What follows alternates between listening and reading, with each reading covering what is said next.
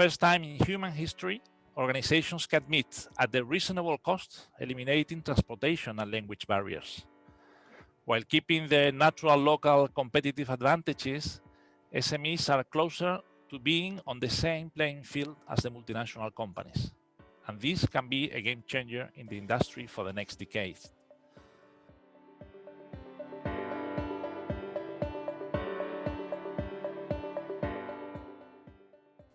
Looking beyond the mere entrepreneurial point of view, the union is also an important opportunity thanks to its calls for tenders, which make large amounts of money available to encourage, stimulate, and support SMEs in different sectors. Let me also assure that in my work, I'm personally witnessing the active and important work carried out by many SME experts in the lift sector standardization. The single market, if far from perfect, there is still room for improvement to make it deeper and fairer as well as to make it function seamlessly.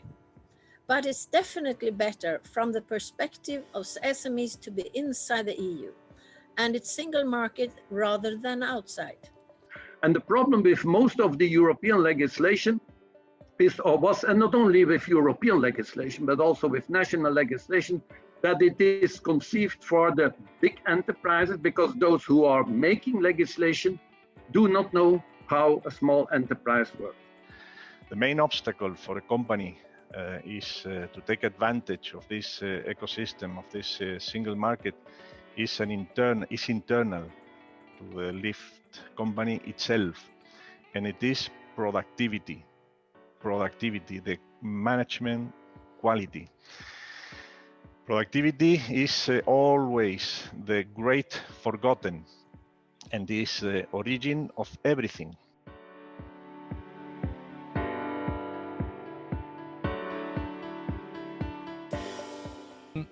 We will discuss today how predictive maintenance can be impacted. And the lift of today has nothing to do with the lift 20 years ago. Now it's full of electronics, it's full of boards, all connected to each other, with CAN bus communication, with different kind of protocols, and it's really tough to the technicians to be able to handle this kind of technology, at least in the old way, no? So in my experience, at the beginnings, many technicians refuse this new system. But after a short while, they understood the opportunities in remotely checking and solving some little faults that every day may occur in our lives. Technologies are mature from a technical point of view, but they are not as much mature from the point of view of pure business. And the first, or our major challenge to do it, is the lack of standardization in the data provided by elevator elements. Today, there's no adopted regulation in this market that requires telemetry or telecontrol of elevator elements. So there's no definition of a single way to do this. The data managed by different elevator controllers is normally different. We have concluded that lifts are already starting to get connected, and that eventually all lifts will be connected. It's a matter of time, particularly because the old lifts, which are technology-wise not designed to be connected, will eventually go out of service.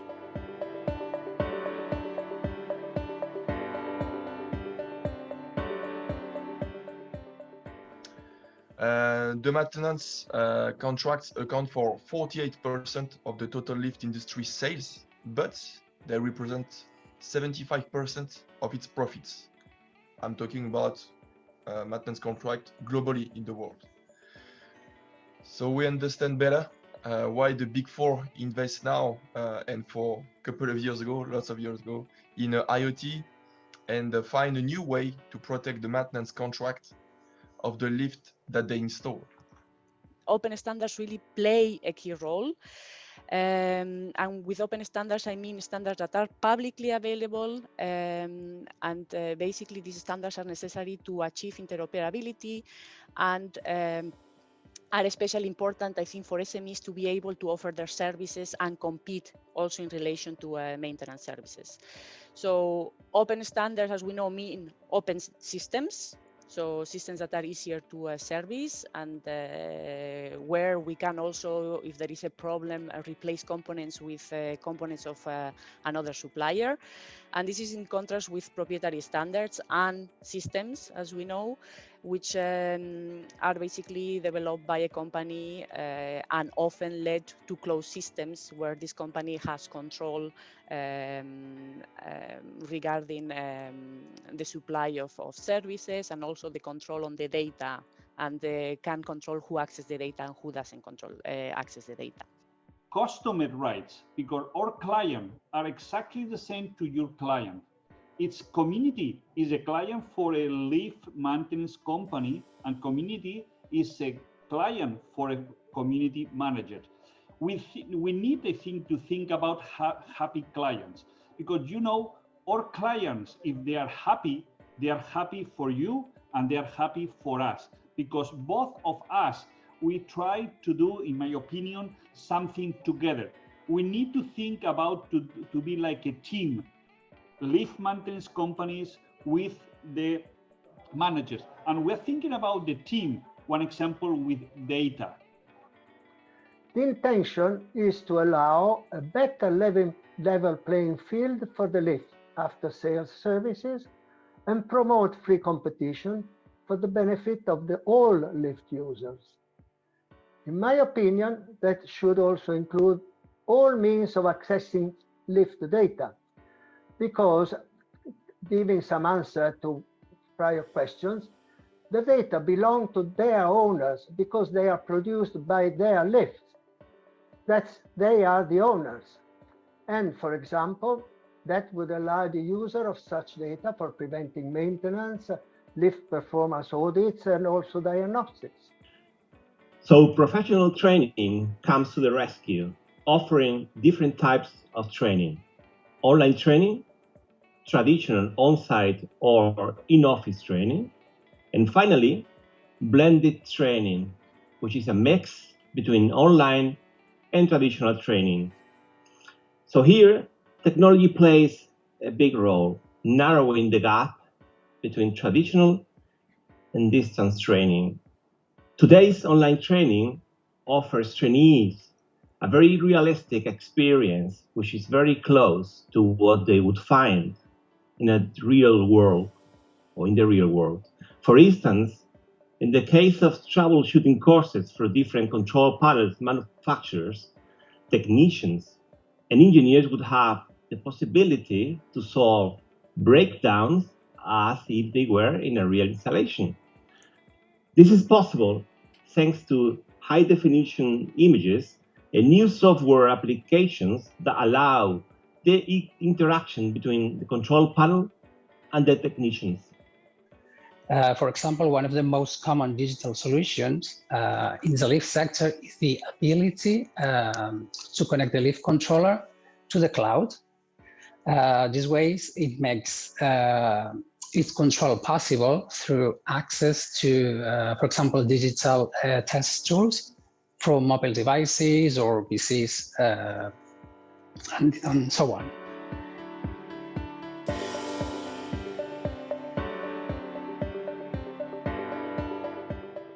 The SME are the backbone of the European economy, and there are a lot of hidden champions in the lift industry, which are shaping the future and bringing to the light the strengths of the SMS, such as flexibility, customer-centric culture, and the willingness to learn and to adapt to the challenges of our digital future. In my view, if I would be the average client willing to hire a lift company, I would look for a serious small company, probably in partnership with some architectural firm or with in-house construction technicians, also able to take care of the bureaucratic procedures, permits, etc. Again, in my personal view, that will be the profile that logically, and as a consequence of the above, may have an edge in Europe. We know that the customer expectations and market conditions will continue to require greater knowledge base and increased efficiency. There is a great opportunity. How SMEs can collaborate together to reach the capacity to compete with the major firms and multinationals. The service of a manufacturing SME can never be compared with the service of a large or multinational or big company. We must be agile, we must be decisive, and above all, we must know what requirements the market has. What is the need of the customers, and how we can solve it. Logistics becomes a strategic service within the current market.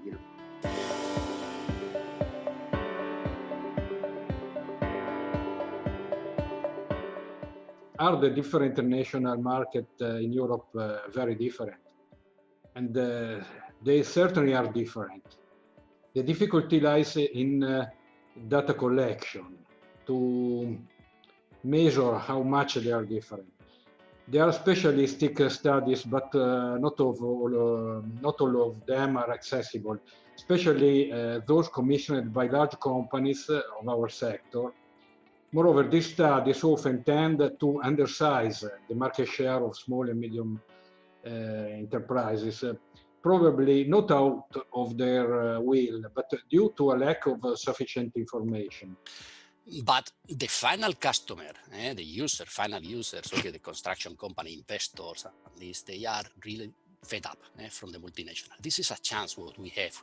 Okay, this is a chance from the small and medium-sized company. Okay, they are willing to change the supplier. Okay, we have just to offer a good proposal. Okay. In the same moment, yes, we have the UK leaving Europe soon.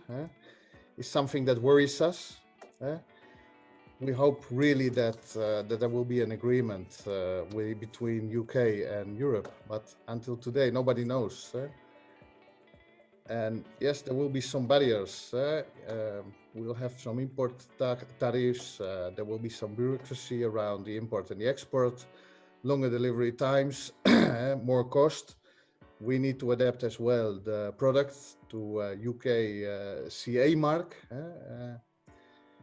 which we hope in this moment, and we think it's going to be only an administrative process because they're going to match the regulations. In Poland, we have a central register of lifts, platforms, escalators, and moving walks kept by the Office of Technical Inspection, Polish UDT, and this information is published every year. About the figures, we found that the German associations and German companies are more focused into give data about quality, not as much as giving data about how many elevators or how the market is growing. They feel focused, and it's something that we don't find, or we think it's not easy to find in the rest of the European countries. The data, the figures they give us are more focused in the quality, about how many times, what is the average of the elevator being working properly, how many failures have an elevator had during the last period, and some data in that way. This year, what is expected is that they will increase the number of people working in the lift industry by a bit less than 10%. So I think it's a good sign of what's happening in France. In Scandinavia, and at least if we speak about our existing clients from the distribution business, is that the entrepreneurship is really, really strong in all these markets. Mainly all, let's say, company owners, part owners I have been working with during my 10 years now, come from the big multinationals, and they start their own business because they want to be independent. We see that there is significant lack of residential and commercial buildings in Czech Republic, and there are also some parts of country where there are actually thousands and tens of thousands flats missing. So it's a still big opportunity for, let's say, still developing market in here, Czech Republic. And it's also important to point that there is, out of those 100, let's say 60,000 lifts, which is in operation in Czech Republic, there is around 60,000 of these lifts which still needs to be replaced, either modernized or completely changed. So it is for the future. It's very perspective market. If you are talking about existing lifts and maintenance, like in this case, the piece of sharing is around 25% for the SMEs, and it's growing because they are getting really competitive in terms of prices. The Spanish system is very accurate, and the government managed to implement the national database.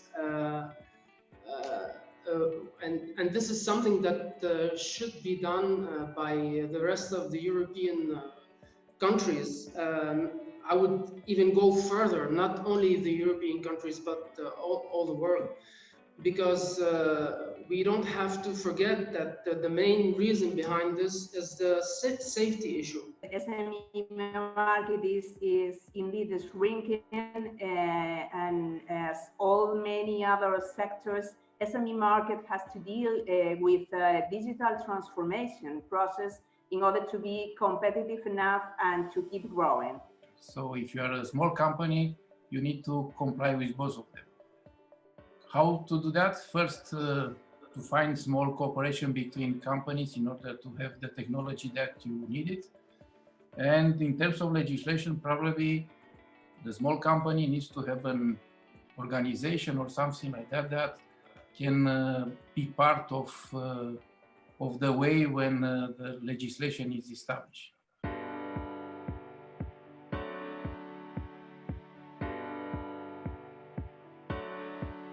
And the idea is that the awarding ceremony will be in Interlift, right?